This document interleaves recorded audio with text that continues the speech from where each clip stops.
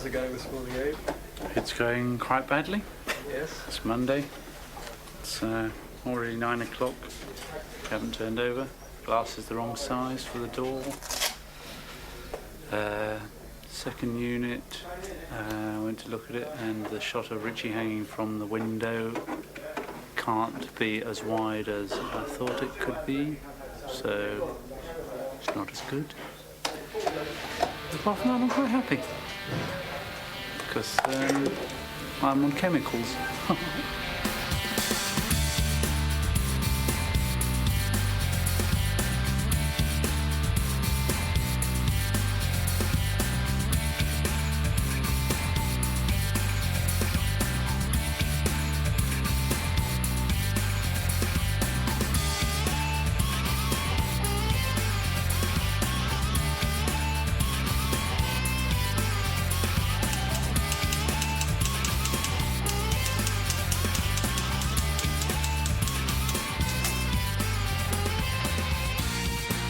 So, the last tour we did at Bottom, we've done 3 Bottom tours now, Bottom 1, Bottom 2, and Hooligans Island. The third one was, the set was so fantastic and complicated, all on South Sea Island, that we couldn't do one-nighters like we normally do. And also Bottom was coming quite popular by then. So we were doing a week in each city, like a week in Manchester, a week in Glasgow, a week in Nottingham, whatever. And so we had nothing to do during the day. And because we were good boys and we had a lot of lines to say at night, we didn't sort of party all day and then go on stage. Like when we were young men, we used to do that a little more. Now we're fatty oldies.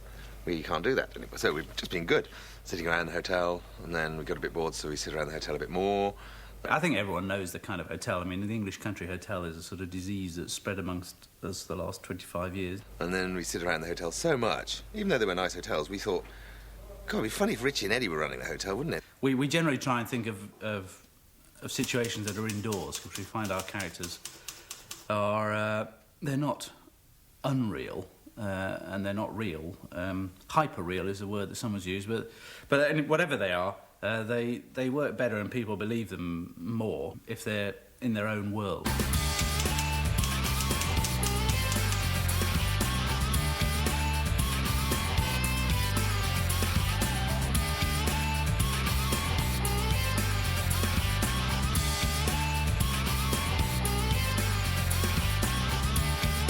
So we tried to think, well, it'd be really nice to do some jokes without hundreds of people there. So we started writing it, and it just seemed to blossom. More and more and more ideas came.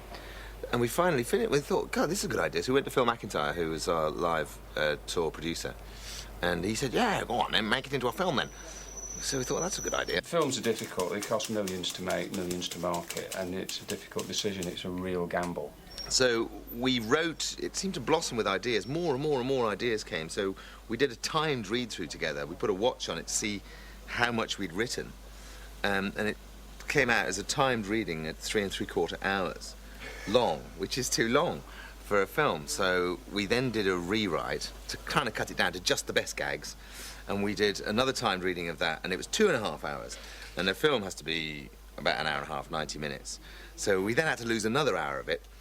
And we were just about to do that when I fell off my bike and banged my head, and I was in hospital unconscious. And so we had to wait a little bit, because we'd just about done a deal to make it then. Nobody really wanted to make it. Unless you can put yourself in Rick and A's position, you don't really get it. And they didn't really get it. When I was recuperating, Aid came around to see me, and he said, let's do another rewrite, because he knew I wasn't capable of very much, except being stupid. And so Aid was left on his own to do the last rewrite, to get it down to 90 minutes. So he did that on his own, which coincidentally was the moment that we hit on the idea that he should be the director.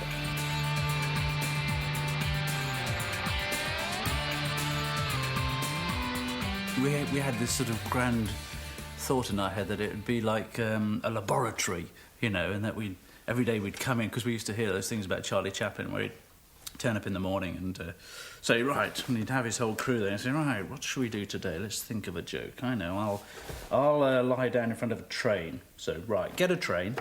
And apparently that's true. He would do things like that. And we thought, well, it'd be nice to have that kind of freedom. The whole hotel has got little, in between all the walls, these little kind of crawlways like down here. Which looks a bit like the Escape from Colditz. It was designed by my great uncle, Uncle Gervais, Richard's great uncle, and so these still exist. So Richard can crawl around, opening little doorways, having a little look, and having a little perv at people who are getting sexy.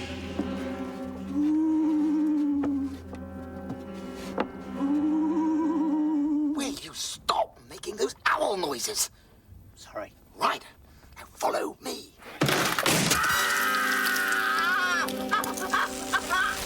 Rich! Rich! What happened to you? Candle in the eye. Pardon? Candle in the eye. Right out. The candle in the eye was quite simple, really. We just stuck a candle in Rick's eye and gave him some painkillers. No, I mean, that was a prosthetic piece. It was just a kind of guard, really, and it works so amazingly well, I think. You know, I mean, it looks like a candle goes in his eye. That's what the joke is, you know, and that's sort of achieved. So it's a very cheap budget. It's £3 and a bit million to make a film is not a lot compared to, you know, what a lot of big effects movies are made with. And prosthetics are definitely cheaper. And I think, for our purposes, better, because computer graphics, all you're doing is actually getting someone to draw it. I mean, it's called computer graphics, but it's just drawing, really. It's a two-dimensional image that someone draws with a mouse instead of a pencil. And it's a lot harder to keep control of that and actually to make it funny. Candle in the eye. Oh, candle in the eye.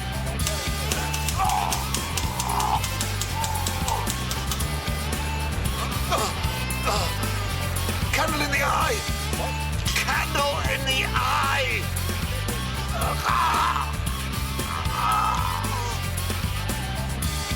Excellent. Candle in the eye! Candle in the eye!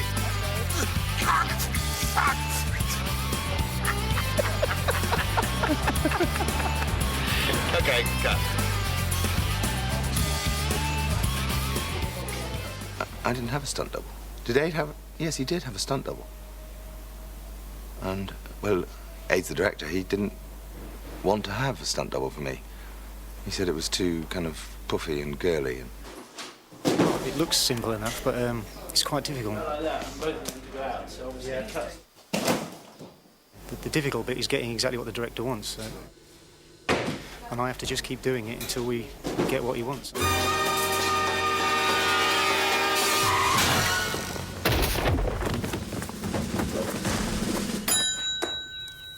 Ah, there you are, Eddie. I do all my own stunts. Oh, yes, I never use a stuntman. All the stuntmen here today, dressed up as me, are just good friends from my fan club.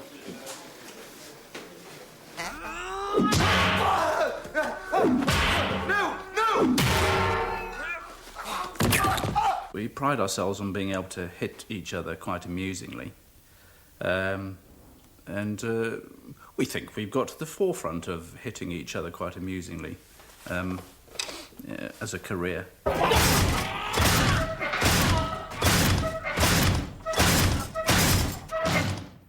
I've been fighting all morning for your pleasure. Don't worry, children at home. It was Adrian who was getting the beating, not me. I was doing the beating. Remember, if you try it at home, don't do it on yourself. Do it to your little brother or sister. It's nie miałem na Wimswikskie. It's nie miałem na Wimswikskie. That's all you had to say. I mean, the sound man put it... I said, excuse me one moment, the sound man put it on the tape recorder backwards, and you just learn it phonetically. It's nie miałem na Wimswikskie.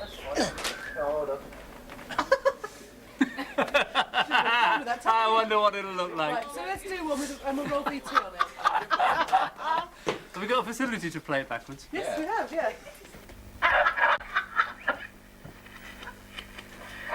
Excuse me one moment.